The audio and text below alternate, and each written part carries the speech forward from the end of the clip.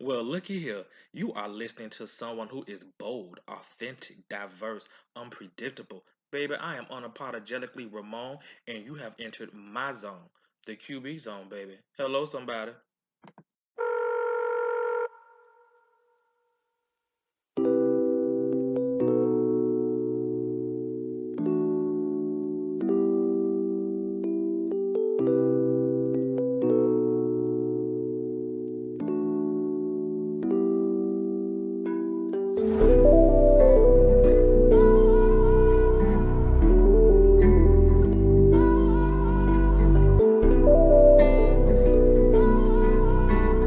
Rock Legion.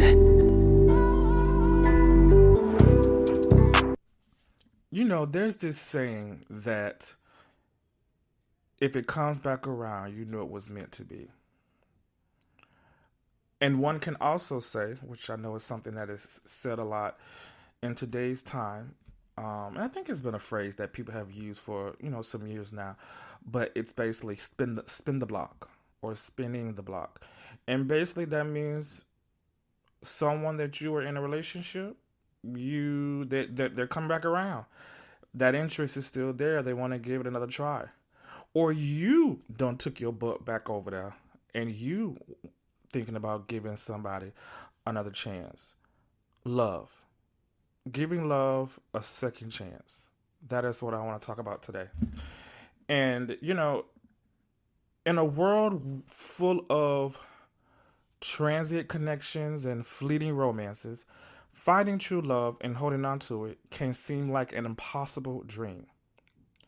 Relationships often face challenges, trust issues, heartbreak, and the need for healing and forgiveness. But what if someone told you that giving true love another chance could lead to the most fulfilling relationship goals you've ever had? I want to go through some reasons, five actually, why a person should consider reopening their heart to the possibility of a love that is genuine and lasting and is coming back around for the second time. So, the first reason, embracing vulnerability. Being guarded is a defense mechanism that we develop to shield ourselves from potential pain. However, true love requires vulnerability. By allowing yourself to be open and authentic with your partner, you create a foundation built on trust and honesty. Embracing vulnerability is the first step towards healing past wounds and fostering a new and deeper connection. And some ways that you can do this, because for some people it's very hard being vulnerable. I'm definitely one of them. So, some ways into doing this, practice letting your values guide you, not your worry or anxiety. Remind yourself of what you value and what is meaningful to you in life. In other words, what is the why behind your behavior? The next way to practice embracing vulnerability is to actively seek to learn about yourself. Get to know you better. What are your preferences, needs, desires? What matters most to you? When do you feel most energized? It is very important to make it a conscious effort to get to know you so you can know the ways in which you need to protect you. Lastly, give yourself permission to be yourself. Remind yourself that we are all human and we are all imperfect. And if you need to repeat helpful statements to yourself every day to facilitate that permission giving, then do it. Like, I am human, or I don't have to apologize for who I am. Just any positive, helpful statement. Listen, if it works saying it to yourself every day, I think that's a wonderful thing. The second way, or the second reason behind giving love a second chance and try to have it be successful, because God forbid you give it a second chance and it's worse than before, or nothing has improved. It's the same old crap. But the second way, make sure you communicate with compassion. Communication is the key in any relationship, which we all know that. But it becomes even more critical when trying to rebuild a connection. Take the time to listen actively to your partner's feelings and concerns. Express yourself with compassion and understanding. Create an environment where both of y'all can feel heard and valued. Effective communication can bridge the gap caused by previous misunderstandings and nurture a renewed sense of closeness. Forgiveness. This is a big one because this relationship has now come back around, or this opportunity, this person has now come back around. There's a potential you're willing to possibly consider or entertain getting back together. But depending on what happened that caused the previous relationship to no longer exist, you may have to make sure that you have properly forgiven and moving on. And forgiveness can be very hard. Forgiveness is a powerful tool that can mend even the deepest wounds. Letting go of resentment and grudges paves the way for healing and growth within a new relationship, or relationship 2.0. By offering forgiveness and seeking it in return, you create space for a fresh start based on understanding and empathy. Remember, forgiving doesn't mean forgetting, but rather choosing to move forward without the weight of the past. Forgiveness is very important, so I actually want to touch on that a little bit more because I know it's in a plethora of my relationships. And let's be clear, not even just the romantic ones, the ones with friends, the ones with family. Forgiveness can be very hard. But just putting it to the side, I know we're talking about giving love a second chance, but putting that to the side, there are actual benefits for just having this high level of forgiveness within yourself, like legit health benefits. There's a website called calm.com, CALM.com, and they actually mention how we as humans can benefit ourselves when we forgive. The first thing is forgiveness promotes mental health and well-being. Letting go of grudges and resentment can reduce depression, stress, and anxiety. As part of self-care, forgiveness can also improve emotional well-being and help you develop a more successful and low stress level type of life. And when it's lower stress levels, that can help immune system. You know, it can help reduce anxiety, which can help lower blood pressure. A lot of times there's so much anger that's involved, and anger has been associated with increased inflammation in the body as we age. You know, giving up resentment could reduce our susceptibility to inflammation related illnesses, heart disease, even cancer. The next one is forgiveness improves relationships. Forgiveness enhances self-esteem and self-love. Forgiveness cultivates empathy and compassion for others. Forgiveness can help you break free from the past. So whatever this relationship did to you, forgiving you can help you move on. Now, when it comes to forgiveness, I feel like it can be broken down. Well, I don't feel like, but the website states that forgiveness can actually be done within what's the 4 R's. The process of forgiving. The process of forgiving can be accomplished with the 4 R's. And the first R, the first step in this process is responsibility. The first step of taking responsibility for any part that you contribute to in an argument or conflict. Maybe you play no part in the conflict at all. After all, sometimes other people can project their hurt and their emotions onto us to try to feel better themselves. More often than not, with general misunderstandings, arguments, and debates, we can acknowledge the part we played. Maybe we didn't listen mindfully. Maybe we just jump into conclusions. Just if you need to take responsibility, just really do a deep self-assessment. And if there's anything that you can take responsibility for, just do that. The next one is remorse. The second R is remorse. If it's appropriate to feel remorseful for what happened, create some space for that. It might be painful and you might walk through feelings of shame, but that's all part of being human. Give yourself that time to feel frustrated with yourself or to grieve, but don't forget the self compassion piece.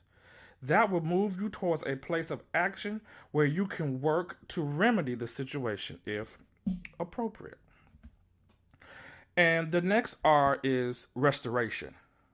If you hurt someone else in a conflict, it's important to apologize for your part, even if you also want an apology from them. It takes vulnerability, courage, and strength to go first when apologizing, but be open to it. It can be empowering. It's also important to let go of defensiveness and truly communicate how you are or were feeling. By letting the other person know how you feel or felt, you're allowing space for communication and understanding.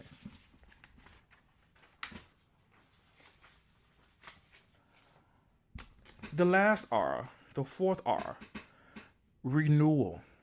After forgiving someone, it's important to move forward. Renewal is all about moving forward with an open heart and open mind and really committing to putting the conflict behind you. If you still have more to say or communicate, be sure to do all of that before you move into the renewal phase. So, those 4 R's for the process of forgiveness, responsibility, remorse, and renewal. When it comes to forgiving, do we know how to? Do we truly know how to forgive and let go? When you think of things that you've had to move through or move past, how did you get to the place where you were able to forgive it and let it go? Was it something specific you had to do? Did it come easy for you? Was it a little difficult? What were your ways that you practiced or exhibited forgiveness? Well, there are eight ways that I came across that people can practice forgiveness. They can take that walk of forgiving someone and letting it go. Because listen, when it comes to forgiveness, it can take a few minutes or it can take a few years. It is also normal to have to repeat the process or take it in staggered increments. The act of forgiveness requires effort, patience, and a lot of self-love. But the rewards is a peaceful mind, improved mental health, stronger relationships, and a life free from the shackles of resentment, which means it's undoubtedly worth it to try to forgive. Here's how you can begin to walk through the process. Before I go through that, let me just say this. Forgiveness does not equate trust. Forgiveness does not mean you got to fool with the person ever again. Okay, so the first way to practice forgiveness is acknowledge the situation. If you recently felt betrayed, misunderstood, rejected, or deceived, take some time to consider what happened. What are the conflict about? What is the conflict about? How did it make you feel? Did you have a part in it that you need to acknowledge? The second one, name your feelings and practice self-compassion. Sometimes understanding the source of pain helps to sort out and to soften our stance towards forgiveness. Offer yourself compassion. Even if you had a part in a conflict or disagreement, you are human and we all make mistakes. Number 3, let it out. Don't bottle up your feelings about it. Let it out. Bottling up your feelings is a one-way ticket to continued frustration, anger, and resentment. When you feel hurt, it's important to get it out. While it's generally not appropriate to scream and yell at someone who's upset you, you can write your raw feelings down in a letter that you don't send or in a journal. Number 4, establish clear boundaries. Forgiving others, it is important, but protecting your mental health and well-being is also of paramount importance. Forgiving doesn't mean allowing people to continue hurting you. So make sure to establish healthy boundaries to protect yourself from further harm, and clear communication about your needs and your limits.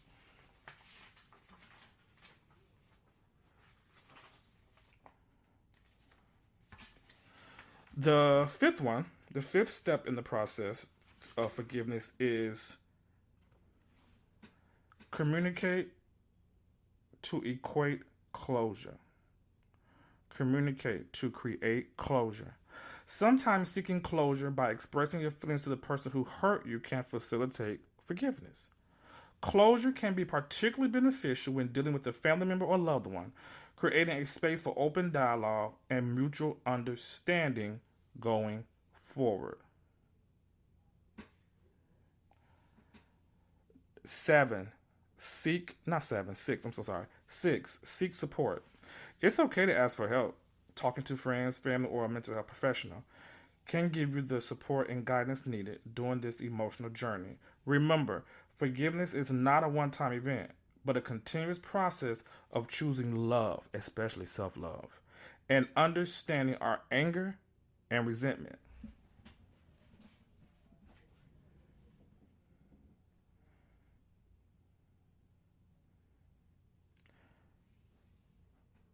Number seven, find the lesson and reclaim your power. Forgiving is empowering. It allows you to release the power of the offender and releasing the power that they hold over your emotions, enabling you to regain control over your feelings and life. By forgiving, you choose peace over pain, growth over stagnation, and free yourself from resentment. There are also many things to be learned by the conflicts we experience. Sometimes those lessons are simply about increasing our boundaries and self care. And lastly, the eighth step in doing this is simply about separating the doer from what was done. Separating the doer from what was done. Learning to separate the doer from the deed can help diminish the impact of the wrong done to you. With that said, if you are experiencing a major hurt or betrayal, it might be helpful to talk with your mental health provider about the best way to do this. You don't want to rationalize away your hurt if you haven't fully processed it yet. So those are the steps on how to practice forgiveness. And listen, that is a very important step. That is step, or not step, but that's a very important subject matter, forgiveness, just on many levels.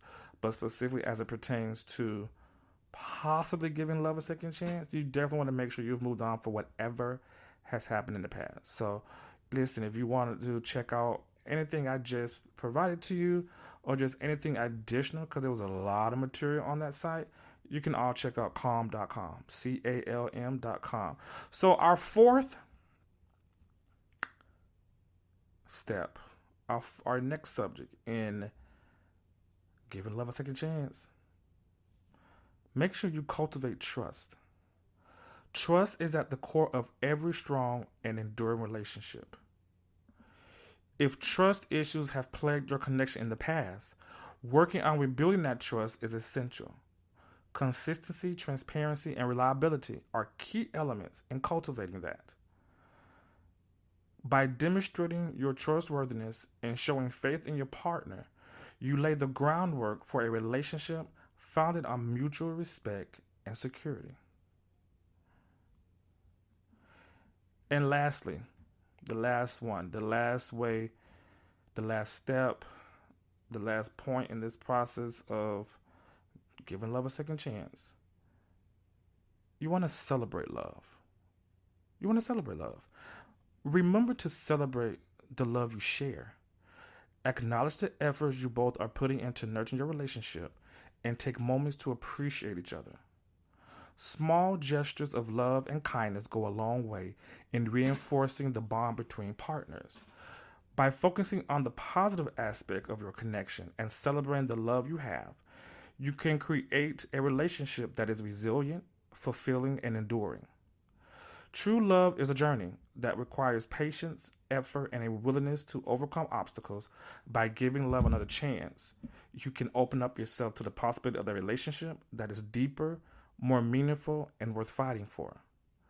Trust in the power of healing and forgiveness and genuine connection to guide you toward the relationship goals you've always dreamed of. So take a leap of faith, break down your walls, and allow yourself to love again. The true love is waiting for you, and it's worth every risk and every moment of vulnerability. Give love a chance, give love another chance, and watch as it transforms your life in ways you never thought possible. Remember, the greatest love stories are those that have weathered the storms and emerged stronger on the other side. Do you think yours will be the next tale of true love triumphing against all odds? So, to close out this episode of the QB Zone, I got a quote. This time I actually got two for you. So the first quote says, "A great relationship is about two things. First, appreciating the similarities, and second, respecting the differences." The next quote, "In a relationship, you have to be okay with sharing the parts of you that are unlovable. Then believe them when they say they love those parts too."